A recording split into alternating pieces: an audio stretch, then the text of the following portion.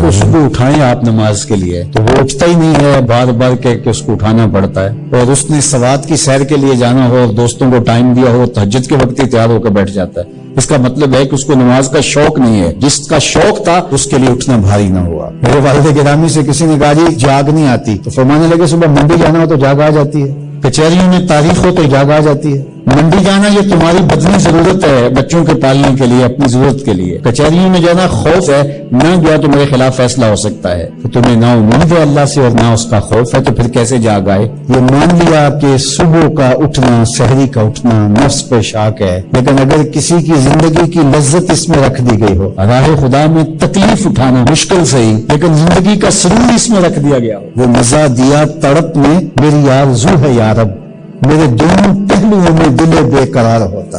اب جنت والے جہنمیوں کو دیکھیں گے، اور جب دیکھیں گے تو ان سے سوال کریں گے اور پوچھیں گے ما سلککم فی سقر، تم بتاؤ تم جہنم میں کیوں آئے، کون سا وہ عمل تھا جو تمہیں جہنم لے آیا؟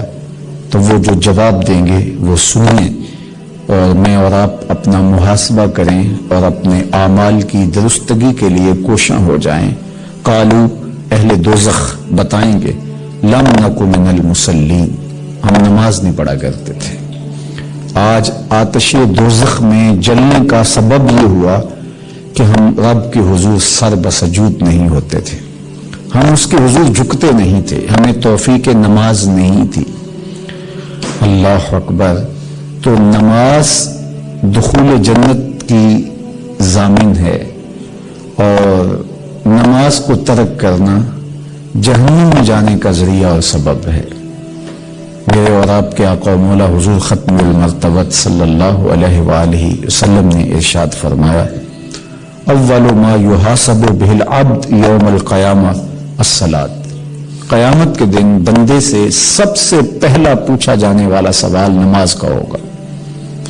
اور پھر ارشاد فرمایا کہ فَإِن صَلَحَتْ صَلَحَ لَهُ سَائِرُ عَمَلِهِ وَإِن فَسَدَتْ فَسَدَ سَائِرُ عَمَلِهِ، اگر اس کو اس سوال کا جواب آ گیا، اگر سب سے پہلے جو اس سے حساب لیا جائے گا اس حساب میں وہ پورا اتر گیا تو باقی معاملے بھی ٹھیک ہو جائیں گے، اور اگر یہی خرابی آ گئی تو پھر باقی سارے معاملات بھی خراب ہی ہوں گے۔ تو پہلا پوچھا جانے والا سوال نماز کا ہے۔ روز محشر کے جان گداز بود، اولین پرسش نماز بود۔ وہ حشر کا دن جو کہ جان کو پگھلا دینے والا ہوگا، اس دن سب سے پہلی پرسش، سب سے پہلا سوال نماز کا ہوگا۔ تو میں اور آپ دیکھیے کہ ہم اللہ کے حضور پیش تو ہونا ہے، تو کیا ہم اس کی تیاری کر چکے ہیں؟ اس سوال کا جواب ہم اپنے رب سے دے پائیں گے؟ اور اگر ہم بالکل اس کے جواب کی کوئی صورت نہیں رکھتے اپنی عملی زندگی میں، تو پھر کیا آخرت اور جو آنے والا سخت دن ہے یہ کوئی افسانہ ہے کہ ہم بس اس کو سن کے آگے گزر جاتے ہیں؟ یہ ہمارے واقعی ہے، یہ ہونے والا ہے۔ تو ہمیں اس سوال کا جواب تیار کرنا ہوگا۔ امام جو ہے وہ خطبہ ختم کر رہا ہو تو لوگ مسجد میں آ رہے ہوتے ہیں، اور پھر بہت جلدی نکلنے کی ہوتی ہے۔ امام کے منبر پر بیٹھنے سے قبل مسجد میں آنے کا رجحان پیدا کرنا چاہیے۔ فرمایا گیا کہ جو شخص جمعۃ المبارک میں سب سے پہلے آتا ہے اس کو ایک اونٹ ذبح کرنے کا ثواب نصیب ہوتا ہے، جو اس کے بعد آتا ہے اس کو ایک گائے ذبح کرنے کا، پھر ایک بکری، اور جب امام منبر پہ بیٹھ جاتا ہے پھر رفع الکلام کلمے اٹھا لی جاتی ہیں، پھر اس کے بعد عام جو ثواب ہے وہی مرتب ہوتا ہے، وہ جو خاص ثواب ہے اولیت کا وہ پھر اٹھا لیا جاتا ہے۔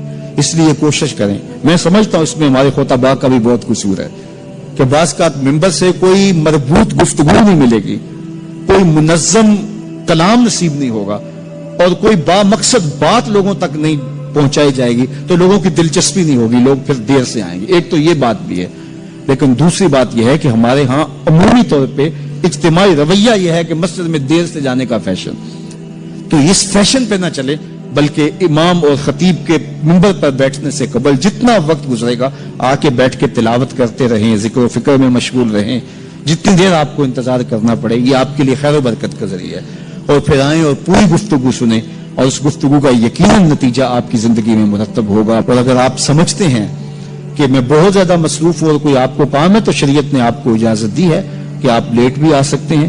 لیکن اذا نودی للصلاۃ من یوم الجمعۃ فاسعوا الی ذکر اللہ وذروا البیع، وہ حکم دیا گیا جب جمعے کی اذان پکاری جائے تو اس کے بعد پھر آپ کاروبار نہیں کر سکتے، پھر کاروبار کرنا حرام ہو جاتا ہے آپ کے اوپر. وذروا البیع، پھر خرید و فروخت چھوڑ دو، پھر تم چل پڑو اللہ کے ذکر کی طرف، پھر تمہارے اوپر لازم ہے کہ تم ذکر کی طرف چل پڑو. تو اس لیے اس سہولت سے ہمیں فائدہ حاصل کرنا چاہیے کہ اگر ہم خطبہ پہلا چھوڑتے ہیں اور دوسری اذان یہ اذان ہے جس کے بعد کاروبار کرنا حرام ہے، اذان ثانی ہے، یہ سہولت کے لیے پہلا وقت اجمیوں کے لیے ہے تاکہ جو ہے وہ اردو میں یا اپنی زبان میں اجمی زبان میں بھی کچھ کلام سن سکیں. تو اس لیے ہمیں یہ سہولت دی گئی ہے، وہ بہت ضروری کام ہو. تو دین سیکھنے کا یہ کتنا خوبصورت موقع ہے.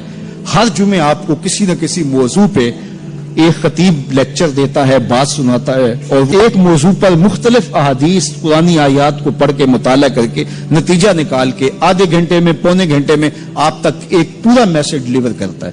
تو اس لیے اس کو بھرپور حاصل کرنے کے لیے اور اپنی نسلوں کو دین سے جوڑنے کے لیے یہ اسلام آج بھی بہت سارے مشقتیں اور بہت ساری سازشوں کے باوجود یہ قائم ہے، اس لیے کہ اس نے خوبصورت ہمیں نظم دیا ہے. محلے کی سطح پہ 5 گانا نماز ہے، علاقے کی سطح پہ جمعہ ہے، سالانہ شہر کی سطح پر 2 عید کے اجتماع ہیں اور عالمی سطح پہ حج کا اجتماع ہے. تو یہ ایک نظم ہے جو ہمیں دیا گیا اور یہ ہمیں جوڑے رکھتا ہے اور یہ ہماری وحدت کی علامت ہے. اللہ تعالی ہمیں 5 گانا نماز کی توفیق عطا فرمائے اور اہتمام کے ساتھ نماز جمعہ کی توفیق عطا. ایک حدیث میں آتا ہے جس نے 3 جمعے بغیر کسی عذر کے ترک کر دیے اس کے دل پر نفاق کی مہر لگا دی جاتی ہے. اللہ ہمیں محفوظ فرمائے. وآخر دعوانا